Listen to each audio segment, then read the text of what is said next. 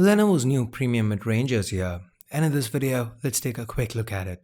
Hey guys, this is Ash here from C4E Tech, and let's get on to my first impressions of the Lenovo Vibe S1. Let's start with the placements. To the front, on top, we have not one but two cameras. We'll get to that in a bit. There's also an earpiece, sensors, and a 5-inch display follows that. To the bottom, we have a trio of capacitive recent apps home and back keys. These sadly aren't backlit. To the back, we have the Lenovo logo, Vibe logo, and a 13-megapixel rear camera with a dual-tone dual LED flash.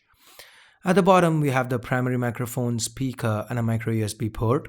To the right, we have the power button and the volume rockers. Up top, a secondary noise-cancelling microphone and a 3.5mm headphone jack. There's just a sole slot to the left. Here's where you could pop in either two nano SIM cards or a nano SIM and a micro SD card.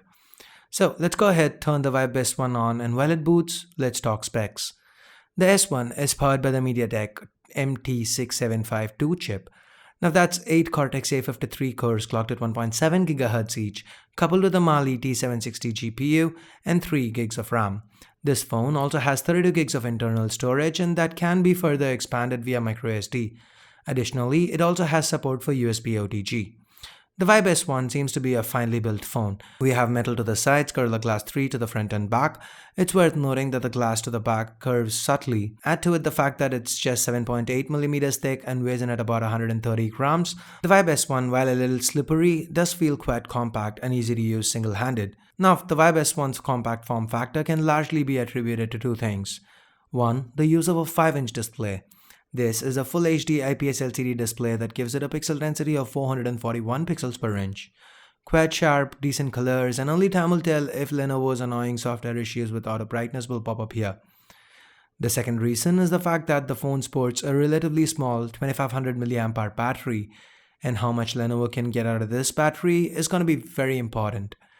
Now, on the software side of things, the S1 runs on Android 5.1 Lollipop with Lenovo's Vibe UI on top.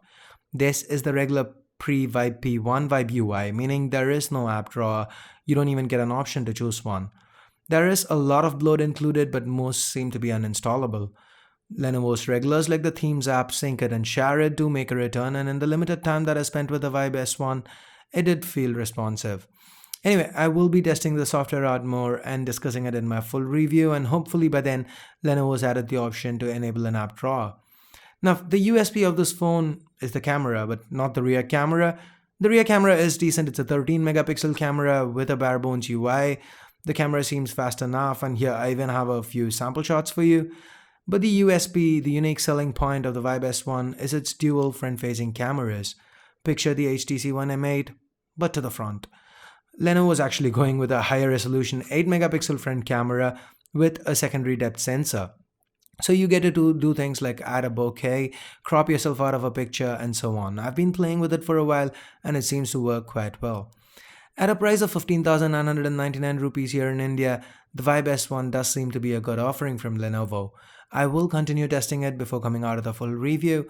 I know I have a lot of devices pending, so we'll keep you updated on Twitter with regards to the expected review ETAs. So do follow me on Twitter at C4ETech if you don't already.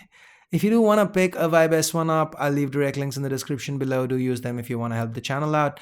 So I guess that's it for this quick little first impressions video. If you did like it, give it a thumbs up and subscribe if you haven't already. Thanks a lot for watching. Till next time, this is Ash here from C4E Tech signing off. You guys have a great day. Bye-bye now.